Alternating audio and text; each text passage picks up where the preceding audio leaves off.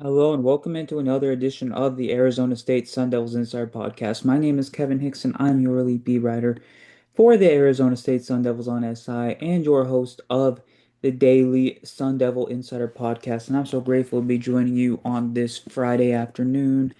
And After a rough 28 hours, it seems as if Arizona State is going to get back to football practice on Saturday evening, and that will be um, much needed time to get some steam off after such a terrible incident happened for the Sun Devil program and for college football as a whole. Um, and just still, Stephen Miller's family is still in my thoughts and prayers, and just wanted to talk about that briefly. So that leads me into this as a segue into the main portion of today's episode, which is going to be talking about Arizona State's Jordyn Tyson hosting a private workout earlier today in front of upwards of 20 NFL teams, including executives, coaches, and scouts. Um, Tyson supposedly performed well in his route running exercises. There wasn't much revealed about his physical exercises, such as his 40 time and other things. But now there seems to be a consensus on Tyson. According to Matt Miller of ESPN, it seems as if Tyson's range will be from number 5 overall to number 16 overall, which would be his ceiling would go to the New York Giants to team up with former teammate Cam Skattebo. 16 would be his floor, which would leave him in the Meadowlands with the New York Jets. Uh, Based off of my inclinations, just tidbits here and there, hearing what the national draft analysts have to say, kind of blending everything together. I think that he will probably end up with either the Chiefs or the Ravens or the Giants. I think one of those three teams, there's a pretty good chance that he ends up there. I think the Saints are in the conversation. I think the Browns possibly are in the conversation. And maybe the Rams too, maybe the Jets. There's several teams. There's no shortage of teams that are interested, but I think that Friday really quelled any doubt that he would be a high pick in the draft, at least a high first round pick. I don't think he's going to slide to the second half of the first round. Um, that leads me into what's the point that I'm going to make even beyond Jordyn Tyson. I really believe that Arizona State is going to have two receivers that are selected very high in next year's NFL draft. Um, Reed Harris and Omarion Miller are ready to take on the mantle of Arizona State receivers. I mean, the history is pretty crazy. John Jefferson, you have more recently, you have Jalen Strong, you have N'Keal Harry, you have Brandon Ayuk, now you have Jordyn Tyson, you have Chris Hogan, you have a lot of great receivers over the years in Tempe, and I think that these two are very much poised to continue that upward trajectory at the position. I think that there's a strong potential that both are uh, selected in the first round of the 2027 NFL draft. Obviously, there's a long ways to go before that actually takes place, but I think at this moment, uh, they both have the physical profile. There's practicing as if they are first round talents, and I think that everything that jumps off the page for both of them that existed in the transfer portal and during spring practice will show out in full force during the regular season. And let's talk about each and talk about how they can improve their draft stock and how they can continue to lay the foundation to make Arizona State a destination program. So with Omarion Miller, I know he's going to elicit a lot of uh, comparisons to Jordyn Tyson. They both went to Colorado. They're both very versatile receivers. You can line them up anywhere on the line of scrimmage. They're willing blockers. They're nifty route runners. They're pretty well-rounded.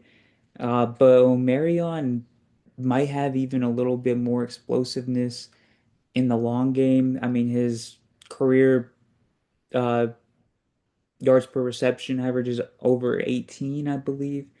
At least it was last season. Um, and he did that with a very uncertain quarterback situation, kind of an anemic offense. And this year, that shouldn't be an issue. Arizona State has multiple quarterbacks that are willing to push the ball downfield, and he's getting coached by Hines Ward, who is one of the best in the business already at this point. Uh, I don't see any reason why Omarion can't be a first round pick this time next year. And I think that it will show really statistically. I think it'll show on film. I think it'll show on the metrics. I think he'll be a PFF favorite. And I can't wait to see what he does this year in what should be an explosive offense. As for Reed Harris, he kind of has that classic kind of Plaxico Burress, Mike Evans build. He's 6'5". He's 230 pounds. He's very polished as a route runner, even with his size. He's very fluid. He is the best player on the team at high pointing the ball point blank. He's the best at coming up with spectacular catches. He's the best red zone threat. He's obviously well equipped to be a run blocker, knowing his stature, and he's more than willing to do that. I mean, the policy is no block, no rock in Tempe, and he's in that position. Um, and most of all, I think that his contrast to Miller makes it more difficult for defenses to prepare for them. I think that having that big body on the other side of the field is really going to stretch defenses out, even Texas Tech, even BYU, even Texas A&M. And I just kind of have a feeling that he might be the X factor for the whole offense in 2026. I think that he really has the chance to elevate Arizona State from a good offense to a great offense. And I think that seeing the success that Mike Evans has had in his career probably should make NFL teams more open to making that selection high in the draft. But we shall see. Obviously, like I said, at least 12 games this upcoming season. In a full year of draft process before either will be able to get selected in the NFL. I mean, Marion's a senior, so he's going to go to the NFL after this year. And Reed Harris is a junior, but the assumption is that he will go to the draft after this year, assuming he has as good of a year as everybody anticipates. Um, And what does this mean for Arizona State moving forward? I mean, we've discussed it a little bit here and there, but just the work that Hines Ward has already done in his 2+ years in Tempe, it's just right around 2 years they spent in Tempe at this point. He got hired April of 2024. Um, Elite receivers want to play for him. They see what he did in helping Jordyn Tyson expand his game, becoming one of the best prospects we've seen in recent years at the wide receiver position, and being able to draw in two elite transfer portal players. Um, that's just a product of Coach Dillingham's culture, Coach Ward's prowess in player development, and seeing the game differently. And it's resulted in Nico Bland already committing to Arizona State, a four-star prospect in the 2027 class. You see Raiden Vines Bright, you see Jaron Hamilton, you see Jalen Moss, you see these guys wanting to play for Arizona State, even if they're not guaranteed a position on the depth chart. Um, they want to stick around, and that's all you can ask for right now.